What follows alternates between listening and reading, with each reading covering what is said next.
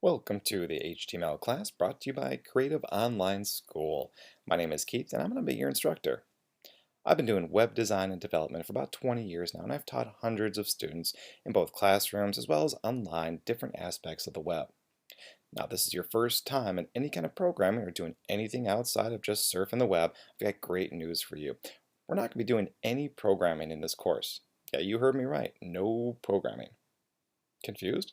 Well, guess what? HTML is actually a markup language, and you'll be doing coding, not programming, so hopefully that sets your mind at ease. Now, programming refers to code that actually executes something, like when you fill out a contact form on a website, that gets sent to somebody, or maybe an application that uses a password to let you into the website, or maybe just something that adds two numbers together. That's programming, because it actually performs an action when you run it. Now, HTML is more like a word processor. It uses it to style a web page and lay things out and give them color and placement on the page. This is kind of like a magician giving away their secrets. I'm going to show you the magic that makes up a web page. Now let's take a look at some of what HTML looks like.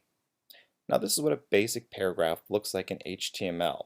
Now it's not too far off from what it looks like if you opened it up in a Word doc and just started typing, but you'll notice some greater than or less than characters surrounding a letter or letters throughout the paragraph. These are what are called tags. These tags are used to tell the browser how to display something. Now for instance, in this example, you're going to see a paragraph of text that starts out with a less than sign, followed by the letter P, followed by the greater than symbol. Now this is what tells a browser to start a new paragraph. At the end of the paragraph, you're going to see almost that same series of characters, but with a forward slash before the P. This is what tells the browser to stop the paragraph and start something new.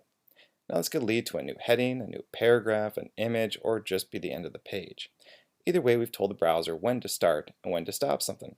Pretty easy, right?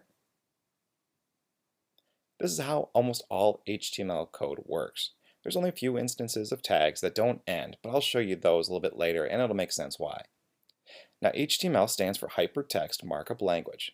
So let's break that crazy computer speak down and make it make a little bit more sense. The hypertext is any kind of text that you select and link to something else. Now this could be another web page or a PDF or an email or anything that you want to send it to. This is what separates a web page from just a regular text page. You actually link to other things. Now the second half of that, the markup language, is exactly what I mentioned earlier. This is not a programming language, but a markup language, meaning we're making up plain text and we're giving it some structure and characteristics to make it look better. So back to our example, if you feel you're not remembering to close every tag that you open, think of HTML as standing for hamburger text markup language. And picture your tags as being the buns of a hamburger. If you put one on top, you need to put one on the bottom. Otherwise, it's not really going to be a hamburger. It's going to be just kind of a messy meat thing, right? Okay, ready to move on?